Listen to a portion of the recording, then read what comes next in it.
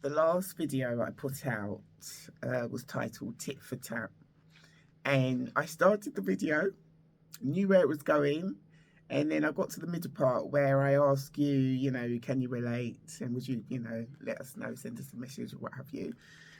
And then I forgot to finish it.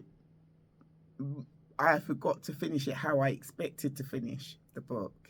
And last week I didn't actually have the book Taffy How, because I was explaining that I'd written the second part of Taffy How, and I wrote it must have been about 4 years ago, and it's in longhand and I've put it away. And recently I decided that I didn't really want to use the story. I wanted to change the storyline a bit. And something recently happened whereby someone had something to tell me about a celebration, and I shared about how my psyche sort of clicked in, reminding me of the fact that, this person's really excited about this celebration, but I too had one years ago and they didn't attend. I thought, fair enough. And then I had years down the line, I had another big celebration. They didn't come. So when they were telling me about this celebration, my psyche kicked in and sort of thinking, hang on a minute, why is this person so excited to tell me? This is what was going on about in the first video.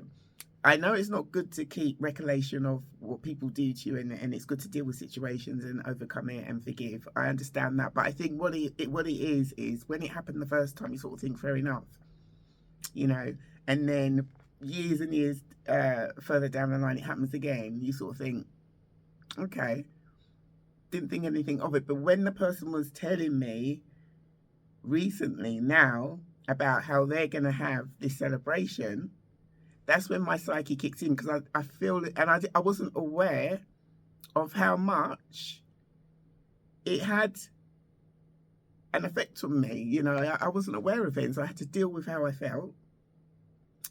And I've basically dealt with it. I've had to deal with how I felt, and like I said in the other video, I am going to support her. I'm going to go to this event. So, but what it made me realise was, okay, so it's given me an idea for the second part of my book.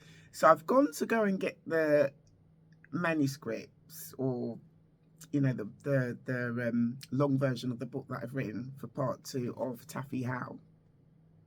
I've got the book on me today, and I'm reading through it, and I'm thinking it is actually a good storyline. It's a good storyline, but it needed a bit more zest. It needed a bit more zest, and because of what I've just shared with you, even though it's indirect, I know how to include that zest into it now. And it's, because when I write a book, it has to have this sort of, with all writers, there's a reason why you're writing. And that's why when I'm writing and I'm sharing, especially when it's quite personal, it's a big thing, it's a big thing, because I don't just like coming out with anything anyhow, and I'm sure many people don't, but I'm just saying, it is a big thing, and I really have to think about, why am I sharing? And it needs to be shared in a very constructive way. I don't want to share it as regards to putting anybody down.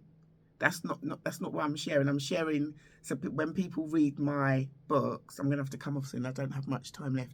When people read my books, there's something they can pick up that's beneficial to them. It might be something that they can relate to. It could be something that someone they know can relate to, because I've had someone buy Taffy How from me before, and they've said they really enjoyed the book, but they've passed it on to somebody else because they feel it's really going to help them. Can I buy another copy, please? Yeah. So, and it's not a self-help book, but it's the issues that, I talk about in the book, people might be able to relate to. So I never want to write anything that's vindictive, and it's just got the wrong vibe to it. There's always a reason why I want to write something, to help the reader hopefully either be able to relate or see that there's other ways of dealing with situations apart from having like bucketfuls of hatred, and you know, just looking at things negatively and this, that, what have you, yeah. So I'm sort of like rising it from that angle. So I had to figure it out, and I did, and that's what I was supposed to share in the video. But I think I just got carried away, and then I forgot. Because normally, also when I do YouTubes, I haven't been doing as many YouTubes as I used to. I used to put like 4 YouTubes out a week. And I think because I've been doing the podcast, and the podcast I normally spend 25 minutes doing the podcast. And then obviously beforehand, you have to figure out what describe to yourself, put your pointers down, what you're going to talk about, so it flows and so on and so forth. It takes time. Then you have to re-listen to it to make sure you're happy with it.